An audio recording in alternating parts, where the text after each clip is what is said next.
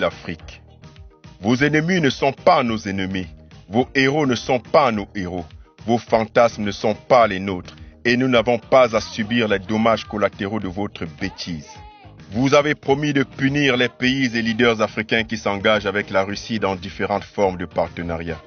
Vous avez même, via le Congrès américain, adopté une loi le 28 avril dernier contre les pays africains qui laissaient prospérer chez eux des activités dites malveillantes avec la Russie, mettant en évidence l'atteinte portée à vos intérêts en Afrique. Comme si l'Afrique qui aspire à son autodétermination devait vous demander la permission avant de prendre des décisions. Réveillez-vous, chers Occidentaux. L'Afrique n'entend plus se soumettre à votre diktat. Vous persistez dans l'illusion que l'avenir du monde se résume à vos fantasmes. Vous confondez vos idéaux de société en l'idéal de l'humanité. Vos obsessions capitalistes vous font mépriser la vie et les droits humains, vous qui prétendez donner en la matière des leçons à la planète entière. Chers Occidentaux, vous avez manifestement perdu la raison, si tant est que vous l'ayez jamais eue. Réinventez-vous un modèle autre que celui de la rapine, du viol, de la violence, du meurtre, de la spoliation et du mensonge, ou alors crevez. Car l'Afrique ne vous servira plus jamais de cobaye, de champ d'expérimentation ou de stock de matières premières. L'Afrique du 21e siècle n'est pas celle du 15e siècle, de la conférence de Berlin ou des années 1960. Voici des millénaires que vous piétinez notre dignité. Les peuples africains vous expriment leur ras-le-bol et vous emmerdent. La Russie n'est pas notre ennemi.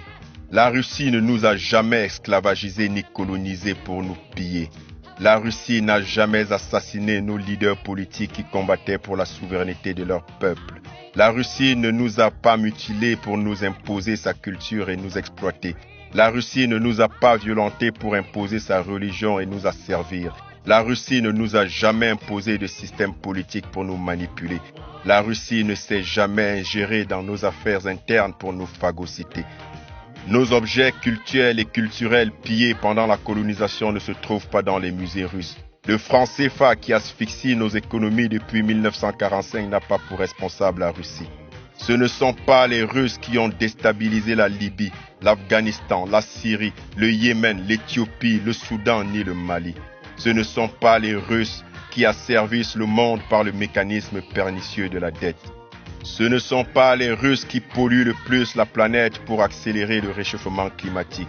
Ce ne sont pas les Russes qui ont des projets de dépopulation de l'Afrique par tous les subterfuges machiavéliques. Ce ne sont pas non plus les Russes qui plébiscitent l'homosexualité et la transsexualité pour combattre la famille traditionnelle et les codes et valeurs originelles de nos sociétés. Chers Occidentaux, vos héros ne sont pas nos héros, vos modèles ne sont pas les nôtres.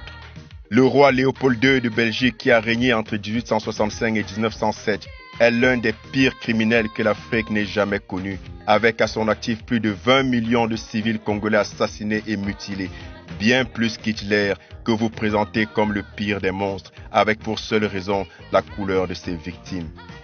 Et pourtant, vos livres d'histoire et vos rues rendent hommage à l'assassin Léopold II comme un civilisateur de l'Afrique et un contributeur majeur à la prospérité de la Belgique et de l'Europe, du fait du pillage du Congo, l'un des plus vastes et riches pays d'Afrique, qu'il avait décrété en son temps comme étant sa propriété privée.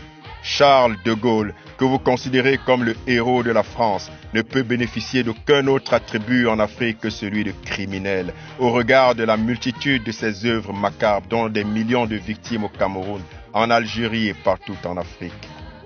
Au XIXe siècle, le docteur américain James Marion Sims a pratiqué des expériences chirurgicales sans anesthésie sur des centaines de femmes noires qui lui ont servi de cobayes humains. Pourtant, votre histoire retient qu'il est le père de la gynécologie moderne et une statue en sa mémoire trône à New York. Entre 1982 et 1992, Wouter Besson, alias Docteur de la Mort, a assassiné des milliers de Noirs en Afrique du Sud, conformément au programme gouvernemental de diminution de la population noire à l'aide d'armes bactériologiques. Et pourtant, il a été acquitté en 2002. Cher Occident, toute l'histoire du peuple noir est pavée de cadavres et écrite en lettres de sang du fait de la multitude de tes crimes. Le seul souvenir que l'Afrique garde de sa relation avec toi, c'est la désolation et le chaos.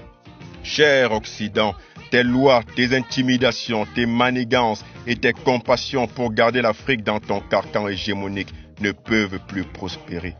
Tes promesses d'aide, d'assistance, de droits de l'homme et de démocratie, tu peux les remballer. Ta face hideuse ne peut plus être tolérée en Afrique. Le divorce est consommé, le mariage était forcé. Pour l'Afrique, tu es son pire cauchemar. L'Afrique n'a pas à demander la permission de l'Occident pour choisir ses partenaires.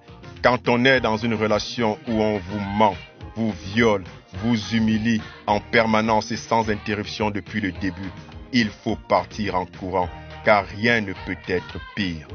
La Russie n'est pas la panacée pour l'Afrique, mais la bouée de sauvetage qui permet de passer de l'autre côté de la rive, loin des vautours, des crocodiles et des vampires. Cher Occident, c'est dans ton intérêt ultime d'entendre les aspirations des peuples africains à s'affranchir de ton joug. Mais si tu t'entêtes dans tes méthodes éculées, les populations africaines prendront leurs responsabilités, aussi bien à ton endroit qu'à celui de tes valets de l'intérieur. À bon entendeur, salut. C'était les chroniques de Paul Hila, analyste financier et géostratège. Bonne écoute.